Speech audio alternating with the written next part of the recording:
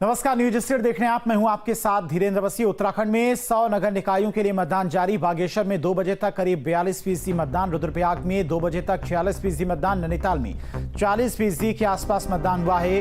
वहीं भवाली में 40.7% मतदान हुआ है और भीमताल में 38.62% मतदान।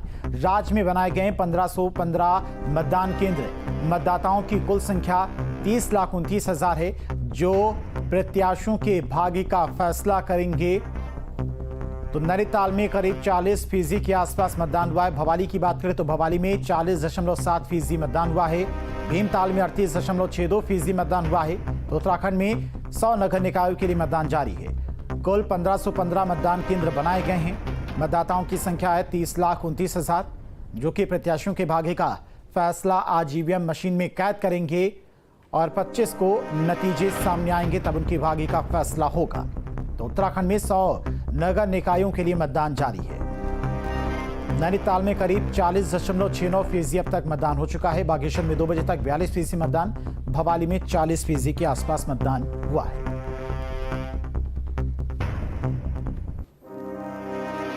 उत्तराखंड में 100 नगर निकायों के लिए मतदान जारी है। पूरे प्रदेश में वोटिंग के लिए 1515 मतदान केंद्र बनाए गए हैं। सुबह 8 बजे से निकाय चुनाव के लिए वोटिंग चल रही है। मतदाताओं में काफी उत्साह देखा जा रहा है। वो सुबह से ही वोट डालने के लिए लाइन में खड़े हैं। हम आपको 13 जगहों की तस्वीरें से रूबरू करवा रहे हैं। देहरादून में ईस्ट कैनाल रोड के MD inter college polling booth पर कई मतदाताओं का नाम मतदाता सूची से गायब है। एक शख्स ने बताया कि उनके परिवार के 18 सदस्यों का मतदाता सूची में नाम नहीं है। अल्मोड़ा में मतदान केंद्र के बाहर लोगों की भीड़ लगी है। लोग वोट डालने के लिए काफी उत्साहित हैं। सीमांत जनपद चमोली के 10 निकायों में सुबह से ही मतदान केंद्रों पर वोट डालने के लिए भीड़ लगी है। इस मौके पर प्रशासन ने कड़ी सुरक्षा व्यवस्था की। हल्द्वानी के खालसा नेशनल बालिका इंटर कॉलेज में मतदाता सुबह लाइन लगाकर वोट डाल रहे हैं। हरिद्वार में भी मतदाताओं का उत्साह 7वें आसमान पर देखने को मिला। वोट डालने के लिए लोग अपने घरों से निकलकर बूथों पर लंबी लंबी लाइन लगा रहे हैं।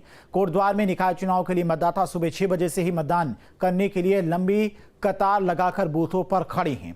वहीं नैनीताल के मतदाताओं में भी काफी उत्साह देखने को मिल रहा है। पौड़ी में सुबह 8 बजे से मतदान शुरू हो गया था। लोग लंबी कतारों में वोट डालने के लिए खड़े रहे। रुद्रप्रयाग में निकाय चुनाव को लेकर युवाओं में काफी उत्साह देखने को मिल रहा है। रामनगर में मतदान शांतिपूर्वक चल रहा है। मतदान को लेकर पूरी सुरक्षा चाक चौबंद है। रुड़की में कांग्रेस प्रत्याशी पूजा गुप्ता ने मतदान किया और लोगों से ज्यादा मतदान करने की अपील की। टिहरी नगर पालिका चुनाव में सुबह से ही पोलिंग बूथ पर भारी संख्या में मतदाता मतदान करने के लिए पहुंच रहे हैं। उधम सिंह जिले में 17 निकायों पर सुबह से ही शांतिपूर्ण तरीके से मतदान चल रहा है।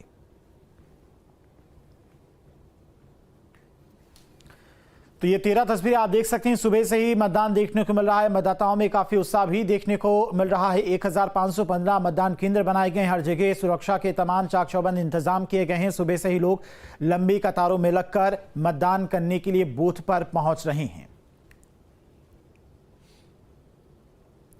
और फिलहाल सभी मतदान केंद्रों पर किस तरह की तस्वीरें इस वक्त हैं, कहां पर कितना उत्साह मतदाताओं में देखने को मिल रहा है, ये भी जानने की कोशिश करते हैं। हरिद्वार से संवाददाता महावीर नेगी, उधम सिंह नगर से संवाददाता मुमताज अहमद और देहरादून से अजीत राठी हमारे साथ जुड़ गया। जी, सबसे पहले आपके पास आएंगे, क्या कुछ अपडेट अब तक का मतदान को लेकर?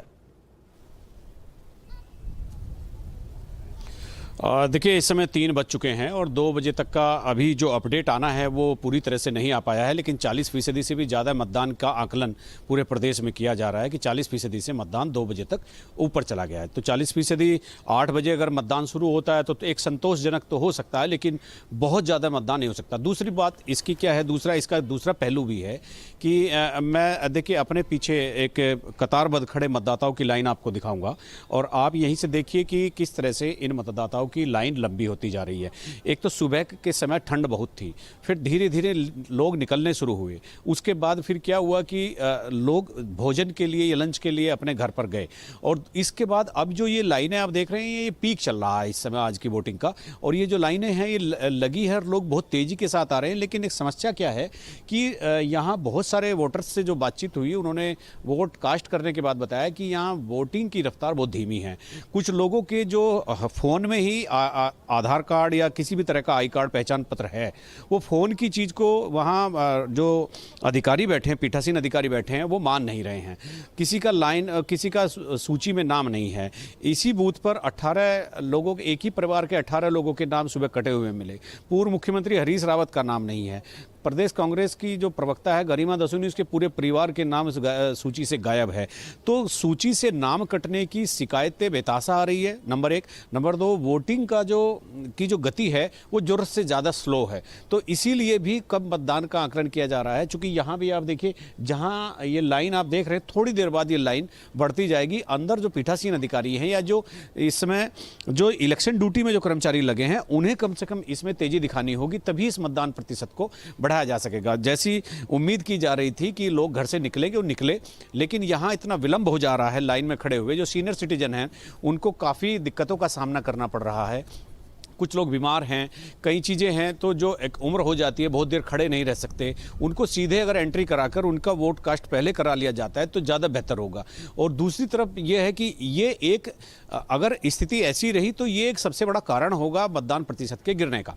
दूसरी तरफ सिक्योरिटी की हम बात करते हैं तो तकरीबन 11,000 उत्तराखंड पुलिस फोर्स के जवान और 24 कंपनी पीएसी की, और इसके अलावा होमगार्ड, पीआरडी और तमाम जो एक्स्ट्रा पुलिस बल है वो सारा लगाया गया है। सघन चेकिंग अभियान सुबह से चल रहा है। सुबह तय समय पे जब चुनाव की मतदान की प्रक्रिया शुरू हुई तो तभी सिक्योरिटी को कल ही जांच परख लिया गया था, और डीजीपी दीपक सेठ के सख्त निर्देश थे कि किसी भी तरह की कोई कोताही ना बरती जाए। लेकिन उन सारी चीज़ों से आगे उठकर अब मतदान अपने आखिरी फेज में है। दिन अपने ढलान पर है, दिन का ढलान शुरू हो गया है, ढलना शुरू हो गया है। तो अब चूंकि जब तक भी ये मतदान होगा, इस प्रेमिसेज में जितने लोग होंगे तय समय पर वही वोट डाल पाएंगे। और वोट डालने की गति जो है, जैसे मैंने अभी आपको बताया, वो बहुत धीमी है।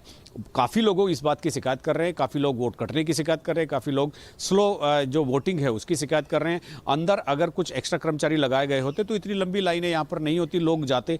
अच्छा, फिर एक चीज़ और प्रैक्टिकली संभव नहीं है, अगर कोई अपना आई कार्ड लेकर के नहीं आया और टेलीफोन का आई कार्ड अंदर जो है वो नहीं मान रहे। दोनों पार्टियों के अभिकर्ता भी कह रहे हैं कि ये इस आदमी को हम जानते तो भी वोटिंग के लिए उसको वोट कास्ट नहीं करने दिया जा रहा है। जब तक वो दोबारा घर पहुंचता है अपना आधार कार्ड या वोटर कार्ड लेने के लिए, या दूसरा कोई जो 10 विकल्प निर्वाचन आयोग ने दिए उनमें से अगर कुछ लाना है तो इतनी देर हो जाती है, तो आधे लोग अनमने मन से चले जाते हैं, फिर वो लौट कर नहीं आते। तो ये एक सबसे बड़ी दिक्कत है। निर्वाचन आयोग को इस पर थोड़ा ध्यान देना पड़ेगा, डिस्ट्रिक्ट एडमिनिस्ट्रेशन को इस पर थोड़ा ध्यान देना पड़ेगा, ताकि लोगों का जो मताधिकार है वो ज़्यादा से ज़्यादा हो सके। जी, जागरूक तो काफ़ी ज़्यादा है जनता अजीत अगर बात करें, लेकिन कई जगहों पर ये शिकायतें भी देखने को मिली कि मतदाता सूची से बहुत सारे लोगों का नाम ही गायब है। हरीश रावत सबसे बड़ा नाम है, जो कि उनका नाम ही मतदाता सूची में नहीं था। हर जिले से जो अलग अलग पॉकेट्स हैं वहाँ से नाम कटे गए हैं। उसके अलावा कांग्रेस का ये आरोप है कि जहाँ उनके मतदाता बहुसंख्यक हैं, यानी कांग्रेस के सपोर्टर ज़्यादा रहते हैं, वहाँ से बड़ी संख्या में व्यापक पैमाने पर नाम काटे गए हैं। हालांकि भारतीय जनता पार्टी इस आरोप को एक सिरे से खारिज कर रही है, और उनका कहना है कि इलेक्शन कमीशन की एक प्रक्रिया होती है और पूरा सिस्टम इस समय इलेक्शन कमीशन के मातहत है। पूरा सिस्टम इस समय पूरे डेपुटेशन पे है इलेक्शन कमीशन के, तो जो भी काम करना है, जो प्रोसेस करना है सिस्टमेटिक कली तरीके से, वो उन्हीं को करना है। तो इसीलिए ये आरोप बिल्कुल निराधार है। लेकिन चीजें जो धरातल पर हैं, लोगों के नाम कटे हैं ये सच है, बड़ी संख्या में कटे हैं ये भी सच है, और वोटिंग स्लो हो रही है ये भी सच है। तो इसको नहीं झुटलाया जा सकता। तो लोकतंत्र के महापर्व में आहुति देने के लिए लोग घर से निकल रहे हैं और यहाँ लाइनों में 2-2, 3-3 घंटे खड़े होकर लग जा रहे हैं, तो वो एक बड़ी चिंताजनक बात है। जी ठीक है, जिताएंगे आपके पास। हरिद्वार से महावीर ने भी हमारे साथ जुड़े हुए हैं। महावीर, हरिद्वार की अगर बात करें तो वहां पर फिलहाल मतदान केंद्रों की क्या कुछ स्थिति है, किस तरह से जनता जागरूक है और मतदान का प्रतिशत अभी तक का क्या कुछ रहा है?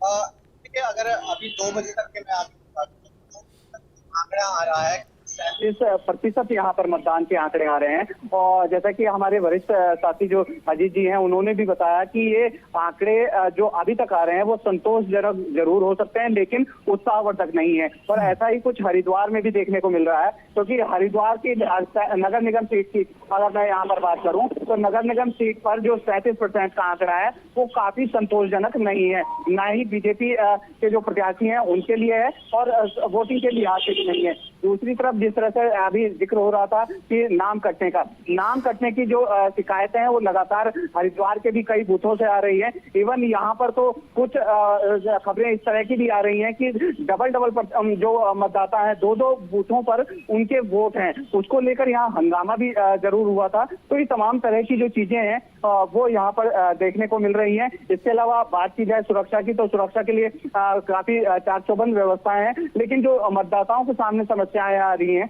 वो यही है कि उनके जो नाम यहाँ पर है वो कटे हुए हैं। और इसके अलावा जिस तरह से अभी हमारे वरिष्ठ साथी भी जिक्र कर रहे थे कि मतदान की जो स्थिति है, जो मतदान की गति होनी चाहिए वो बहुत स्लो है। और शायद यही एक बड़ी वजह है कि अगर हम हरिद्वार के बिल्कुल मध्य क्षेत्र में देखें तो वहां पर जो लोग वोट करने पहुंच रहे हैं उनकी लाइनें बहुत लंबी हैं। और ये लंबी लाइनें यही दिखाता है कि लोगों में उत्साह तो है, लेकिन जिस तरह से मतदान की गति को स्लो रखा जा रहा है वो कहीं ना कहीं अपने आप में इस परसेंटेज को भी नीचे गिरा रहा है और साथ ही साथ मतदाताओं के जो उत्साह है उसमें भी कमी ला रहा है। तो ये तमाम तरह की चीजें फिलहाल यहाँ पर देखने को मिल रही हैं। ठीक है महावीर और अजीत, आप दोनों का फिलहाल बहुत बहुत शुक्रिया तमाम सारी जानकारी के लिए।